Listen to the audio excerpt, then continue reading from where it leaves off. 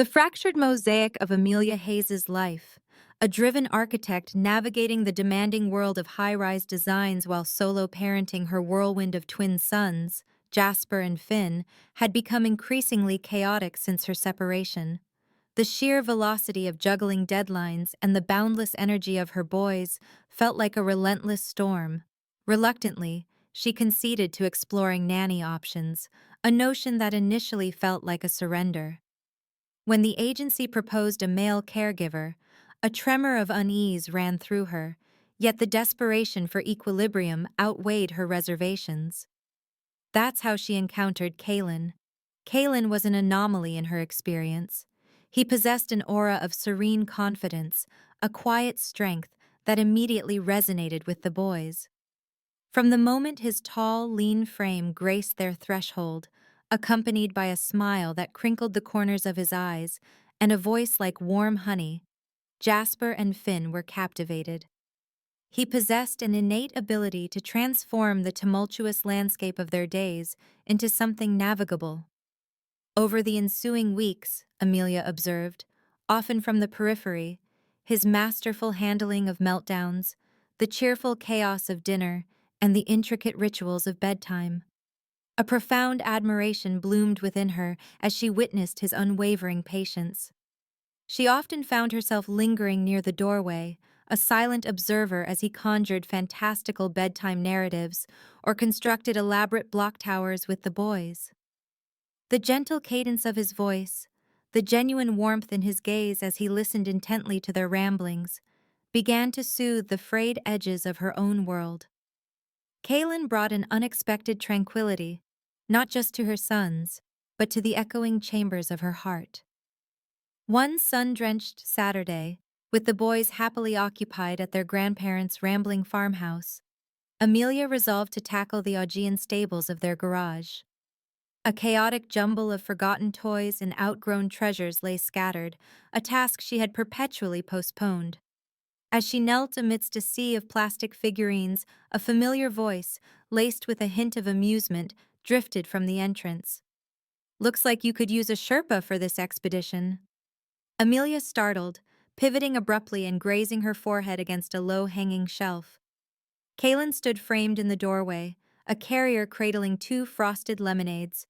A nervous laugh escaped her as she rubbed her forehead. "You startled me. I thought you had the day off." His smile deepened as he stepped inside. "Just running a few errands and figured you might need some liquid fortification. You've been a whirlwind of productivity all week." A subtle warmth unfurled in Amelia's chest. His thoughtfulness was a quiet balm. Accepting a lemonade, she murmured her gratitude. "You always seem to appear just when I'm teetering on the brink." Kaelen chuckled, a low, resonant sound. "Consider it part of the job description. Ensure the small humans are thriving and prevent the primary human from spontaneous combustion." Another laugh bubbled up, yet a delicate tension, not unpleasant but undeniably present, now shimmered in the air. He began to assist with the daunting task, his movements fluid and efficient as he effortlessly lifted heavy boxes, punctuating the work with gentle humor. Their conversation meandered through a landscape of shared tastes in music, nostalgic recollections of childhood, and the unpredictable detours life often takes. As the garage slowly surrendered to order, Amelia perched on an overturned bucket, savoring the icy sweetness of her drink and wiping a bead of perspiration from her temple.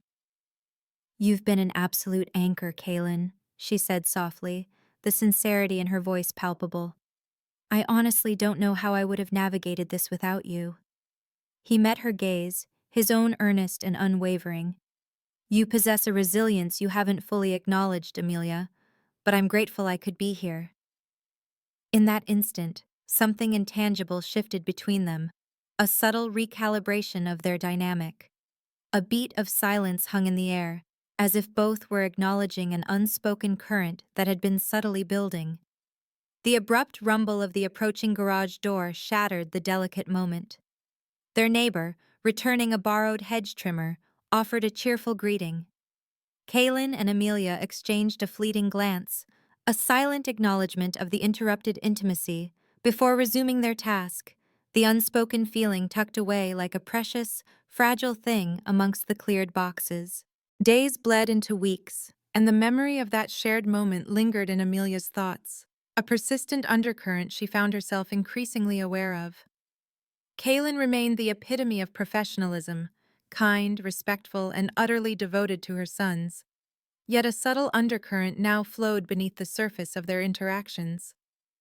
There were fleeting brushes of hands during play, lingering gazes that held a fraction too long, unspoken acknowledgments that hinted at a shared awareness. One evening, after the comforting ritual of tucking the boys into their beds, he lingered to assist with the post-dinner tidying. Amelia, feeling a surge of gratitude, offered him a simple meal. They found themselves drawn into a lengthy conversation at the kitchen island, illuminated by the soft glow of the pendant lights.